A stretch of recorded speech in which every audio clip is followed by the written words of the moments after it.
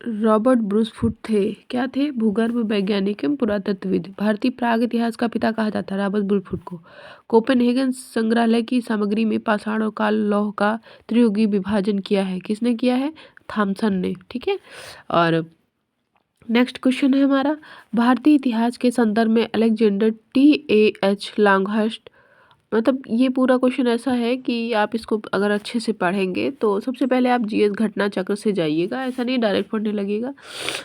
जैसे भारतीय पुरातत्व सर्वेक्षण के प्रथम महानिदेशक कौन थे? John Marshall. भारतीय पुरातत्व का जनक किसको कहते हैं? अलेक्जेंडर कनिंघम को, ठीक है। तो आप उसके बाद ये क्वेश्चन देखेंगे। तो भारतीय इतिहास के संदर्भ में Alexander TH Longhurst, Robert Stell, James Burgess और वाल्टर इलियट ने गतिविधि से जुड़े रहे, वो थे पुरातात्विक उत्खनन। पशुपालन के साक्ष्य सर्वप्रथम मिले हैं तो महापाषाण काल से, ठीक है। महापाषाण काल में पशुपालन के प्रमाण जहाँ से मिले हैं उसे आदमगढ़ कहते हैं, ठीक है। आदमगढ़। चौपानी, मांडो, काकोरिया, मदहदा, नरायहराय स्थलों में हड्डी के उपकरण मिले हैं, तो कहाँ से मिले हैं? महदह और सराय नाहर राय से, ठीक है। तो यहाँ से हमें क्या, हड्डी के, मतलब जैसे हड्डी में कुछ छेद करके कोई माला वगैरह कुछ भी बनाए तो, और या फिर कुछ उपकरण। हड्डी से निर्मित आभूषणों में मध्य पाषाण काल से प्राप्त हुए हैं, तो मध्य पाषाण काल से सराय, नाहर, राय और महदहा से, ठीक है। तो यहाँ से हमें आभूषण मिले। एक ही कब्र में 3 मानव के कंकाल मिले हैं दमदमा से, ठीक है। खादानों में कृषि सर्वप्रथम प्रारंभ हुई नवपाषाण काल में, ठीक है। भारत में प्रथम मानव जीवाश्म प्राप्त हुआ तो वो हुआ है नर्मदा घाटी से, प्रथम जीवाश्म। मानव द्वारा सर्वप्रथम प्रयुक्त अनाज था, कौन सा अनाज था जो सबसे पहले यूज हुआ था? तो वो था जौ। भारतीय उपमहाद्वीप में कृषि के प्राचीनतम साक्ष्य प्राप्त हुए, तो जो कृषि के साक्ष्य हैं वो सबसे पहले लहुरा देव से प्राप्त हुए, लहुरा देव से, ठीक है।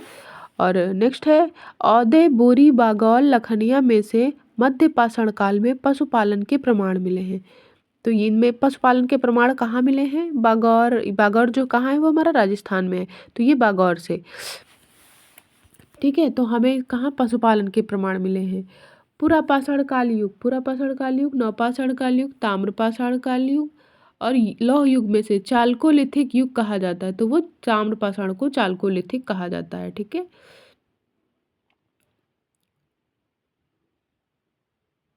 ठीक है। उसके बाद में है आमरी, मेहरगढ़, कोटदीजी और कालीबंगा में प्रयुक्त पुरास्थल जहाँ पर लेकर हड़प्पा सभ्यता सांस्कृतिक अवशेष मिले, वो कहाँ? मेहरगढ़ में, ठीक है। तो ये अवशेष मिले पाषाण संस्कृत के और हड़प्पा तक के, ठीक है। नौदा टोली का उत्खनन करवाया था तो वो HD संकलिया ने, ठीक है।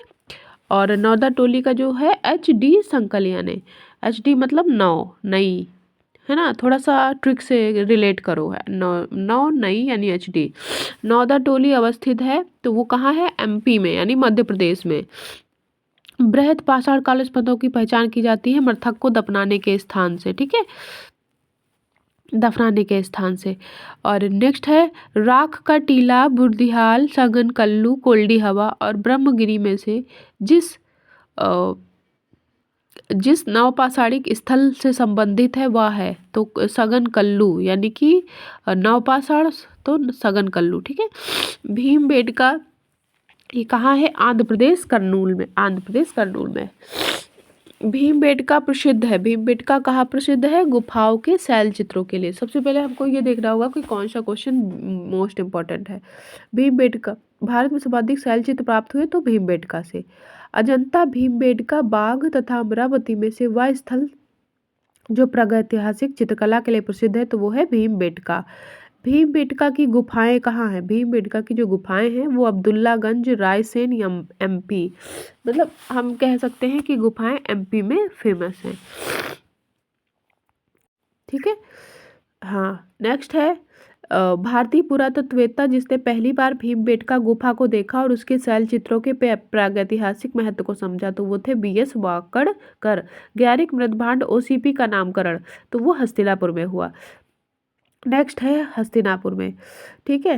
नेक्स्ट क्वेश्चन है, ताम्रपाषाण काल में महाराष्ट्र के लोग मृतकों को घर के फर्श के नीचे दफनाते थे, तो कहाँ दफनाते थे? उत्तर से दक्षिण की ओर, है ना, उत्तर से नॉर्थ, उत्तर से दक्षिण की ओर।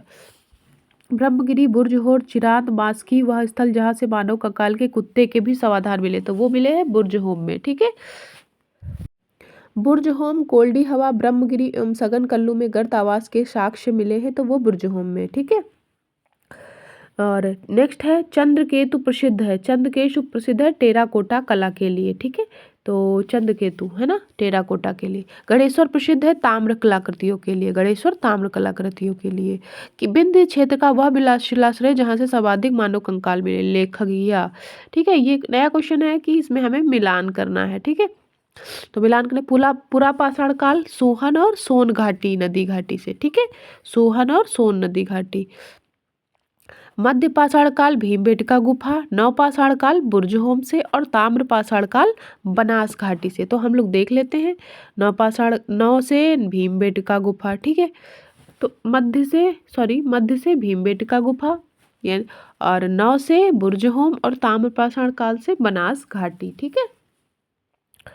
हाँ, तो ये हम पहले सब लोग चेक कर लेंगे। थोड़ी थोड़ी ट्रिकें भी याद करते जाएंगे ताकि पेपर में याद रहे। नेक्स्ट क्वेश्चन है नूतल भूतल काल के अंत में सूखे के कारण विंध्य क्षेत्र में भोजन की कमी के कारण लोगों ने गंगा नदी घाटी क्षेत्र में प्रवास किया था, वह अवधारणा दिया था। तो ये अवधारणा किसने दी थी? पहले हम लोग क्वेश्चन पूरा देख लेते हैं, उसके बाद में देखते हैं किसने दिया था। तो दिया था ये GR शर्मा ने। मान लीजिए यहाँ पे रहते हैं, फिर वो सूखे के कारण विंध्य क्षेत्र में चले गए, तो ये अवधारणा दिया था GR शर्मा ने। भारतीय पुरातत्व सर्वेक्षण संस्कृति और प्रौद्योगिकी का विकास मंत्रालय संलग्न है, तो वो संस्कृति मंत्रालय का। और ये दो क्वेश्चन तो हम पढ़ ही चुके थे अभी स्टार्टिंग में। सर्वेक्षण के महानिदेशक कौन थे? John Marshall. ठीक है। राष्ट्रीय मानव संग्रहालय कहाँ है? भोपाल यानी MP। ठीक है। तो हमने ऐसे देख लिया। देखिए क्या करते हैं, जब पढ़ाई करेंगे तो कुछ क्वेश्चंस ट्रिक से भी याद करने का। हमारा चैप्टर 1 कंप्लीट हो गया। अब हम बात करते हैं सैंधव सभ्यता एवं संस्कृति की। ठीक है। तो सैंधव सभ्यता और संस्कृति के बारे में पढ़ना पहले स्टार्ट। आप लोग GS का घटना चक्र जरूर पढ़ लीजिएगा इसको पढ़ने से पहले, वरना कुछ भी समझ में नहीं आएगा। 1 लाइनर जो है GS पॉइंटर का घटना चक्र के बाद ही इसमें लगभग सारे क्वेश्चन मिल जाते हैं। मानव समाज विलक्षण है क्योंकि यह मुख्यतः आश्रित है अर्थव्यवस्था पर। ठीक है। हड़प्पा संबंध है सिंधु घाटी सभ्यता से। सिंधु सभ्यता संबंधित है आद्य ऐतिहासिक युग से। ठीक है। हो गए। नेक्स्ट क्वेश्चन है सिंधु घाटी की सभ्यता गैर आर्य थी क्योंकि यह नगरीय सभ्यता थी। ठीक है। सिंधु घाटी सभ्यता को आर्यों से पूर्व की रखे जाने का महत्वपूर्ण कारक है, तो वो है मृद भांड, यानी कि जो जैसे बर्तन नहीं थे लाल वगैरह मिट्टी के मृद भांडों से। और सिंधु सभ्यता कैसी थी? नगरी थी। सबसे पहले नगर होते थे, फिर गांव होते थे। और इस टाइम क्या है, पहले गांव होते हैं फिर नगर होते हैं, है ना। मृद भांड वैदिक। तो मतलब हम लोग ये देखते हैं कि बर्तन कैसे थे, काले लाल मिट्टी के। सिंधु सभ्यता वैदिक सभ्यता थी क्योंकि इसके पास विकसित शहरी जीवन की सुविधाएं थी, इनके पास चित्रलेखी लिपि भी थी, इनके पास लोहे और रक्षा शस्त्रों के ज्ञान का अभाव था। ठीक है। हड़प्पा संस्कृति की जानकारी का स्रोत है क्या है? पुरातात्विक खुदाई। खुदाई से हमें बहुत सारी जानकारियां मिलती हैं। ठीक है। J.H. मैके सुमेर के लोगों का पलायन। मार्टिन व्हीलर पश्चिमी एशिया से सभ्यता के विचार का प्रवचन। अमलानंद घोष हड़प्पा सभ्यता का उद्भव पूर्व हड़प्पा सभ्यता की परिपक्वता के परिणाम स्वरूप हुआ। ठीक है। तो ये हमको सही सुमेलित करना है। भारत में चांदी की उपलब्धता के प्राचीन साक्ष्य मिले। चांदी कहाँ मिली है हमको? हड़प्पा संस्कृति में। हड़प्पा में मिट्टी के बर्तनों को सामान्यतः उपयोग हुआ लाल रंग के बर्तन का उपयोग किया जाता था। मूर्ति पूजा का आरंभ माना जाता है पूर्व आर्य यानी कि प्री आर्यन सभ्यता में मूर्तियां की पूजा करी जाती थी। लाल जो बर्तन होते थे उसका वो क्वेश्चन था। मूर्ति पूजा कहाँ करी जाती थी? कहाँ आरंभ? आर्य पूर्व आर्य सभ्यता से माना जाता है ना। हस्तिनापुर जो है वो बी लाल। तो हम ऐसे देखते हैं कि लाल बर्तन कहाँ है? पूर्व आर्य में। ठीक है। गाय हाथी गैंडा बाघ पशुओं में जिसका हड़प्पा संग्रह पाई मुहरे टेराकोटा कलाकृति में निरूपण हुआ नहीं हुआ, तो वो गाय का नहीं हुआ। ठीक है। तो हाथी गैंडा इनके सब में खाली गाय का निरूपण नहीं हुआ था। चंदूहड़ो कोटदीजी सोहगौरा और देसलपुर में से हड़प्पाई स्थल नहीं है, तो कौन सा हड़प्पाई स्थल नहीं है? सोहगौरा। ठीक है। मिलान करते हैं। तो लोथल की खोज किसने की थी? गोदीबाड़ा ने। पुरातात्विक खोज की करते हैं गोदवाड़ा। ठीक है। कालीबंगा जुता हुआ खेत, कालीबंगा से राजस्थान में जो की है जिसकी पुरातात्विक खोज जुता खेत। धौलावीरा हड़प्पन लिपि के बड़े आकार के 10 चिन्हों वाला शिलालेख है। ठीक है। और बनावाली पक्की मिट्टी से बनी हुई हल्की